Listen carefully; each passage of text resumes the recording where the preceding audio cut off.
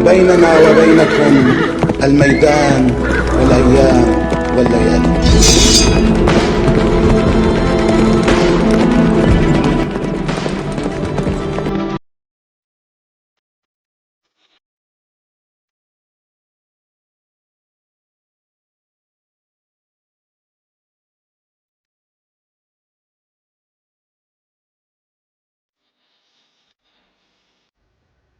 بسم اللہ الرحمن الرحیم۔ السلام علیکم، کیا حال ہیں آپ لوگوں کے؟ ٹھیک ٹھاک ہیں؟ اللہ پاک آپ سب کو اپنے حفظ و امان میں رکھیں۔ آج کا ہمارا ٹاپک ہے جنات کا وجود، اور جیسا کہ ہم جانتے ہیں کہ اللہ پاک نے جن کو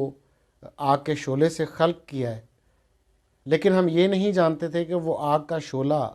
جو ہے وہ کیسا آگ کا شعلہ ہے۔ کیا وہی آگ کا شعلہ ہے جو ہمارے ارد گرد ہمیں جو نظر آتا ہے؟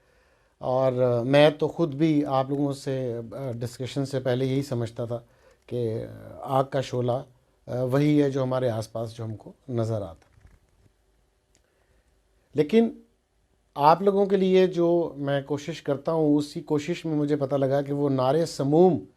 جس کا اللہ پاک نے سورہ ہجر میں ذکر کیا ہے، وہ جس سے اللہ پاک فرما رہے ہیں کہ میں نے سب سے پہلے جان کو نار سموم سے پیدا کیا، تو وہ نار سموم کیا ہے؟ دوسری بات یہ کہ اللہ پاک نے قرآن پاک میں متعدد آیات اللہ پاک نے نازل فرمائی ہیں، جس میں سورہ جن ہے، سورہ ہجر ہے، سورہ ناس ہے، سورہ انعام ہے، سورہ الرحمن ہے، سورہ نمل ہے۔ ان تمام آیتوں میں اللہ پاک نے اگر جنات کے وجود کا انسان کو بتایا ہے، تو جو ہماری عقلی، جہاں تک ہماری عقل، جہاں پر ہم اپنی عقل کے مطابق سوچیں گے، تو اللہ پاک کے احکامات کے بعد ہماری عقل اس حد تک ہی سفر کر سکتی ہے جتنی ہماری طاقت ہے۔ لیکن چونکہ امت مسلمہ کوئی بھی ایسی شے پر ایمان نہیں رکھتی جس کا ذکر قرآن پاک میں موجود نہ ہو،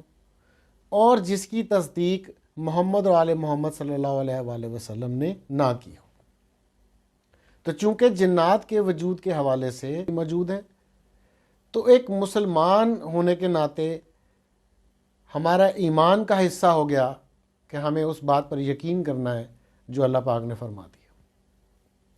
دوسرے مذاہب کی بات نہیں کرتا میں، جبکہ جو 4 الہامی کتابیں ہیں ان میں بھی جنوں کا ذکر موجود ہے۔ اس کے علاوہ بھی جتنے دیگر مذاہب ہیں ان کے پاس جو کچھ بھی اپنے حوالے سے جو کتاب موجود ہے، جو حوالہ موجود ہے، ان میں بھی جنوں کا ذکر موجود ہے۔ لیکن ان لوگوں نے سب نے اپنی اپنی عقل کے مطابق اور اپنی اپنی تحقیق کے مطابق جنوں کو جس انداز سے سمجھا، اپنی طبعی بیماریوں کو بھی حوالہ جنوں کے ساتھ جوڑ دیا، اور بہت سارے ایسے غیبی مدد جو اللہ کی طرف سے کی جاتی ہے اس کو بھی جنوں کے ساتھ جوڑ دیا۔ تو اس بات پر ہم آپ سے آج ڈسکس کرنا چاہ رہے ہیں کہ جنوں کا وجود ہے، اور تمام مخلوقات جو اللہ پاک نے دنیا میں پیدا کی ہے وہ اللہ کی عبادت کے لیے پیدا کی ہے، اور کوئی بھی شے جو اللہ پاک نے خلق کی ہے وہ بلا وجہ خلق نہیں کیا ہے۔ تو 2 باتیں ہو گئیں کہ ایک تو یہ کہ جو بھی اللہ پاک نے جو کچھ بھی پیدا کیا وہ اللہ کی عبادت کے لیے پیدا کیا گیا، اور جو کچھ بھی اللہ نے خلق کیا وہ بلا وجہ خلق نہیں کیا۔ اللہ پاک پورے قرآن پاک میں بار بار اپنے ماننے والوں کو، اپنا سجدے کرنے والوں کو یہ بار بار بتا رہا ہے کہ تمام مخلوقات اللہ کو سجدہ کرتی ہے، مجبوری سے یا خوشی خوشی۔ تو میں آپ لوگوں کے ساتھ جو آج ڈسکس کروں گا کہ اللہ پاک قرآن پاک میں فرما رہے ہیں، اور اسی نے جنات کو آگ کے شعلے سے پیدا کیا۔ جب اس حوالے سے مولا امام جعفر صادق علیہ الصلوۃ والسلام سے پوچھا گیا کہ مولا جنات کا مختلف آیات میں ذکر ہے، اللہ پاک خود فرما رہے ہیں کہ انہوں نے آگ کے شعلے سے خلق کیا، تو مولا امام جعفر صادق جنہوں نے انسان کی خلقت کے مطابق بھی بتایا، انسان کی خلقت کے لیے بھی بتایا، انسان کی خلقت کیسے ہوئی، کون کون سے عناصر پائے جاتے ہیں، وہ میں آپ سے پہلے بتا چکا ہوں۔ بالکل اسی طرح مولانا محمد جعفر صادق نے بتایا کہ سورہ الحجر میں جس طرح اللہ پاک فرما رہے ہیں کہ سب سے پہلے جان کو نارے سموم سے پیدا کیا گیا، تو مولا فرماتے ہیں کہ وہ نارے سموم جو ہے اس میں نہ گرمی ہے نہ دھواں ہے، جس سے اول جان کو پیدا کیا گیا۔ اللہ پاک فرماتے ہیں، اور قرآن پاک کی تفسیر میں موجود ہے، کہ وہ جن جب خلق اللہ پاک نے فرمائے تو جو اول جن پیدا کیا نارے سموم سے، اس کا نام رکھا مارج۔ پھر اس سے اللہ پاک نے اس کی مونس خلق کی اور اس کا نام رکھا مارجا۔ پھر اللہ پاک نے جو ان دونوں سے بچہ پیدا ہوا اس کا نام رکھا جان، اور جان سے پھر جو اولاد آگے پیدا ہوئی ان کا نام رکھا جن، جن میں سے ابلیس بھی شامل ہے۔ پھر جان کے قبیلے اور جن کے قبیلے، ان کی نسلیں اللہ پاک بڑھاتا گیا، ان کو جوڑا جوڑا نر اور مادہ جوڑا جوڑا ان کا پیدا اللہ پاک فرماتے گئے، اور اس طرح ان کے 90,000 جوڑے پیدا ہو گئے، اور اب تک تاحال وہ لاتعداد ہمارے پاس کہتے ہیں کہ زمین میں ذرے جتنے ہیں اتنے زیادہ جن موجود ہیں۔ تو اللہ پاک کی اس خلقت کی وجوہات بھی ہوں گی۔ اللہ پاک نے جن و انس کو اپنی عبادت کے لیے پیدا کیا، ان میں سے بھی جیسے انسانوں میں بہت سارے گروہوں نے انکار کر دیا اور کافر ہو گئے اور مشرک ہو گئے، منافق ہو گئے، اسی طرح جنوں میں سے بھی بہت سارے قبیلوں نے انکار کر دیا اور وہ ابلیس کے ساتھ مل گئے، اور ابلیس نے ان کو ورغلا دیا، اور اس میں سے بھی کئی کافر ہو گئے، مشرک ہو گئے، منافق ہو گئے، جنہوں نے انسانوں کو، مومنوں کو، مسلمانوں کو تنگ کیا۔ اور ان میں سے جنہوں نے اسلام قبول کر لیا، میں اس جنگ کا بھی ذکر کروں گا آپ سے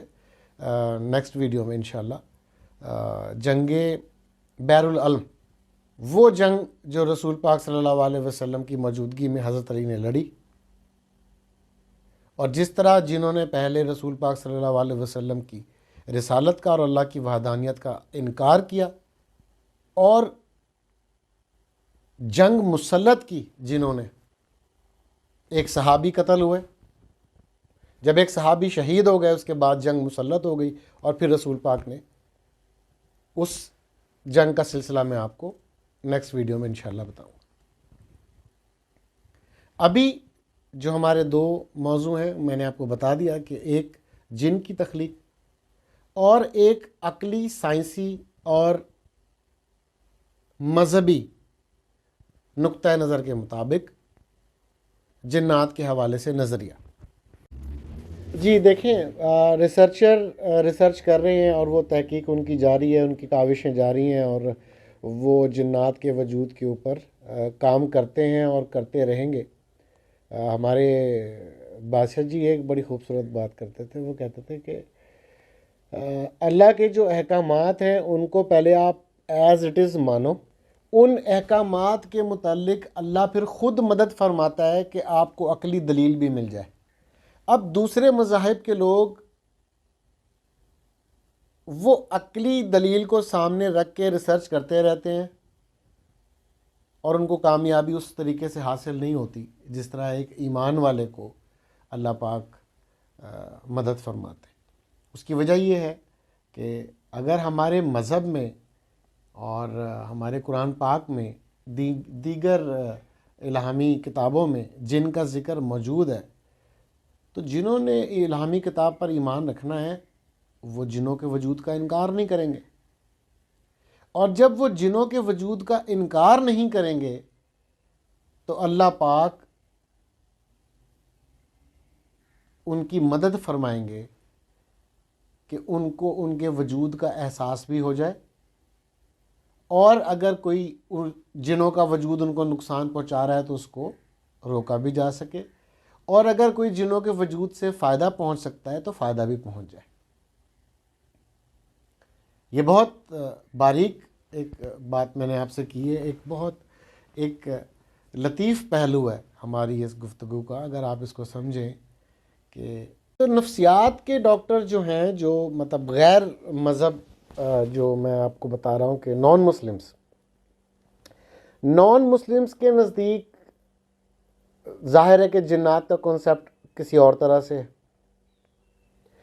ان کے نزدیک جب اس قسم کا کوئی پیشنٹ ان کے سامنے آتا ہے تو وہ یہ کہتے ہیں کہ انسان کے شعور لاشعور میں انسان کے جو کیفیات ہیں وہ اس کے اوپر طاری ہو جاتی ہیں اور وہ منقسم ہوتی ہیں، اور وہ اس کے دماغ کو بانٹ دیتی ہیں یا اس کے دماغ پہ زور ڈال دیتی ہیں، تو وہ اس کو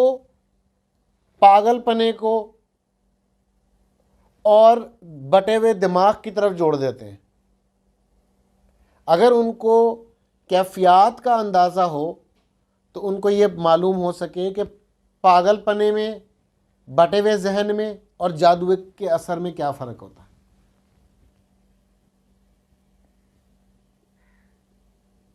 بالکل اسی طرح جب آپ جنسیات کے ماہر سے بات کرتے ہیں تو جنسیات کے جو ماہر ہیں وہ بھی ایک ان کے پاس ٹوٹا پھوٹا نظریہ ہے، اور وہ بھی یہ کہتے ہیں کہ جی انسان کے دماغ میں جواہر باٹا چل رہا ہے، اور انسان کے دماغ میں بہت ساری کیفیات ہوتی ہیں، اور وہ کیفیات انسان کے اوپر جب وہ اس کو دبانے کی کوشش کر رہا ہوتا ہے ان کیفیات کو، تو وہ کیفیات جب ریزسٹ کرتی ہیں تو اس رد عمل کے ذریعے جو انسان کو جو بیماریاں لاحق ہو جاتی ہیں، وہ ہسٹریا ہو سکتا ہے، وہ ایپیلیپسی ہو سکتی ہے، وہ فٹس ہو سکتے ہیں، وہ اس قسم کی ساری بیماریوں کو انسان کے معاملات سے جوڑتے ہیں۔ اس میں بھی ایک ڈفرینس ہے، اس میں بھی یہی ڈفرینس ہے کہ اگر ان کو ایپیلیپسی کے دورے، ہسٹریا، فٹس اور جادوئی اثر کے بعد جو انسانی جسم میں فرق آتا ہے، اگر ان کی وہ نگاہ رکھیں جو ان کا کام ہی نہیں ہے، تو وہ تقسیم سیکھ لیں کہ یہ ایپیلیپسی ہے، یہ ہسٹریا ہے، یہ فٹس ہیں، یا یہ واقعتاً کوئی ایسی چیز جو انسانی جسم کو تنگ کر رہی ہے، یہ اس کے ریئیکشنز ہیں۔ میں آگے چل کے آپ کو جس وقت یہ سائنس کی تحقیق کے مطابق بات کرتے ہیں، اور انہوں نے جہاں تک اندازہ لگا سکے یہ نعرے سموم کا، بلکہ ان کو نعرے سموم کا تو نہیں اندازہ ہوگا، انہوں نے ایک اس مولا کے فرمان کے مطابق کہ ایسی آگ جس کے اندر نہ دھواں ہو اور نہ گرمی پائی جائے، تو وہ کون سی کیمسٹری کے ساتھ ایسی آگ بنائی جا سکتی ہے، تو وہ میں آگے چل کے ابھی آپ کو اس کے متعلق بھی انشاءاللہ بتاتا ہوں۔ تو ابھی جو نقطہ میں یہاں پر اس کو ختم کر رہا ہوں بات کو، کہ آپ کے نزدیک جو مطلب نفسیات کے جو لوگ ہوں گے، یا تو وہ نفسیات کا بھی اسپیشلسٹ ہو اور مذہبی طور پر بھی اس کو معلومات ہو،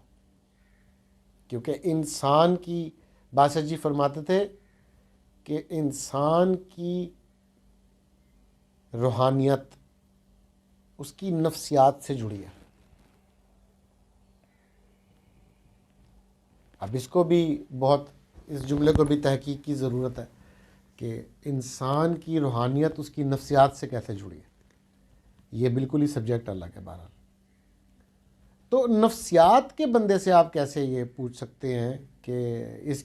شخص کے اوپر جادو کا اثر ہے یا کس چیز کا اثر ہے؟ اس کے نزدیک تو اگر کوئی اپنے ہوش کھو بیٹھا ہے تو وہ پاگل ہے، اور اگر وہ کوئی ایک ہی وقت میں دو طرح کی بات کر رہا ہے تو وہ کہے گا اس کا تو دماغ بٹا ہوا ہے، کبھی پازیٹیو ہے کبھی نیگیٹو ہے۔ تو یہ تو ہو گئے نفسیات کے لوگ۔ اور جنسیات کے جو لوگ ہیں، اگر آپ جنسیات کے اسپیشلسٹ سے بات کریں گے تو اس کے پاس تو اس قسم کی جو بیماریاں ہیں اس کے پاس ایک چیز موجود ہے کہ جب انسان کو فٹس پڑتے ہیں تو کیا ہوتا ہے، اور اگر اس کو کوئی ایپیلیپسی کا مسئلہ ہے یا مرگی کا مسئلہ ہے تو کیا اس کے ساتھ ہو سکتا ہے۔ ان کے پاس تو جو انہوں نے کتاب پڑھی ہے وہ ہے نا، ان کے پاس اگر روحانیت کا حوالہ نہیں ہے تو وہ سامنے مریض کو دیکھ کے کبھی بھی اندازہ نہیں لگا سکتے کہ یہ طبعی اس کو بیماری ہے یا روحانی بیماری۔ جی، تو جیسے ہم بات کی ہم نے کہ مذہبی طور پر ہم جنوں کے وجود کا انکار کسی صورت نہیں کر سکتے، جبکہ اس چاروں آسمانی الہامی کتابوں میں ان کا ذکر موجود ہے، احادیث میں موجود ہے، فرامین معصومین میں موجود ہے۔ اس کے بعد جب ہم سائنسی نقطہ نظر سے دیکھتے ہیں تو سائنسی نقطہ نظر میں سائنس نے جو تحقیق کی ہے، جو تجربات کیے ہیں، اس سے بنی نوع انسان بہت مستفید ہوا ہے اور بہت ساری بیماریوں کے علاج ملے ہیں، جبکہ بہت سارے ایسے اجزاء ہیں جس کے اوپر سائنس کھڑی ہے، الیکٹران، نیوٹران، پروٹون،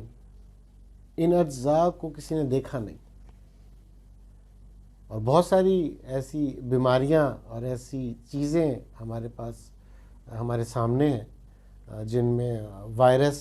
ہے، بیکٹیریا ہے، وہ ہم نے دیکھے نہیں ہیں لیکن بہرحال ان کا وجود ہے۔ بہت ساری گیسز ایسی ہیں،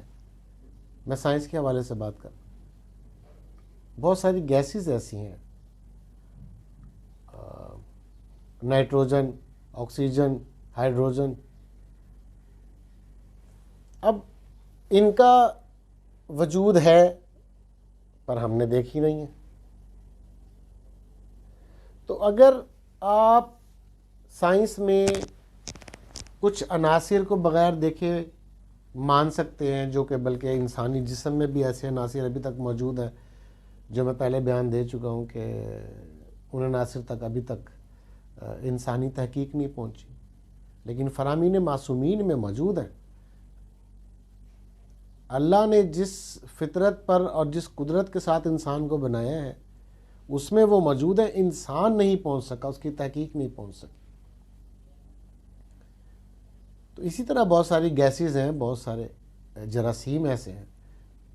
جہاں تک انسان کی سائنس بھی نہیں پہنچ سکی ہے اور عقل بھی نہیں پہنچ سکی ہے، تو اس کا انکار نہیں کیا جا سکتا۔ تو عقلی دلیل کے لیے، اس کے بعد اگر ہم عقل کی بات کریں تو عقلی دلیل کے لیے اول بات کیا چیز ہوتی ہے کہ اگر عقل نے امر تسلیم کر لیا ہے تو وہ سوال نہیں کرتا۔ اگر اس کو پتہ ہے کہ یہ امر مجھے امر خداوندی ہے تو اس کا انکار ہی نہیں کرے گا،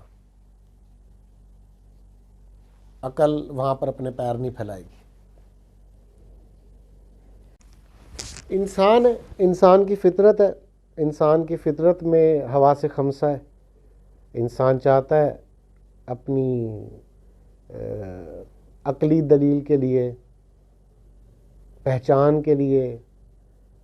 کہ میں کسی چیز کو چھو کے دیکھ لوں، چکھ کے دیکھ لوں، سونگھ کے دیکھ لوں، آنکھوں سے دیکھ لوں یا کانوں سے سن لوں۔ تو حواس خمسہ بھی وہ یہاں پر مجبور ہے کہ جن کو وہ کیسے محسوس کرے یا کیسے دیکھے یا کیسے چکھ لے یا کیسے سونگھ لے۔ تو اس میں سے کوئی سی بھی اس کی صفت جس کو وہ اگر دینوی حوالے سے احکام معصومین کے ساتھ، احکام احادیث کے ساتھ اور یقین احکام الہیہ کے ساتھ اگر وہ ایسا عمل بجا لائے جو بتایا گیا ہے تو وہ اس مخلوق کو دیکھ بھی لے گا، سن بھی لے گا، چھو بھی لے گا۔ تو یہ انسان پہ ڈیپینڈ کرتا ہے، چونکہ اگر اس کی، جو میں نے پہلے بتایا کہ اگر اس کی عقل امر کو تسلیم کر چکی ہے، جو بادشاہ جی نے فرمایا تھا کہ سب سے پہلے اللہ کے حکم کو مان لینے کے بعد اللہ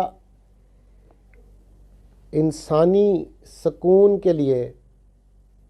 دلیل خود اللہ پاک فرما دیتے ہیں، خود دلیل آپ کے پاس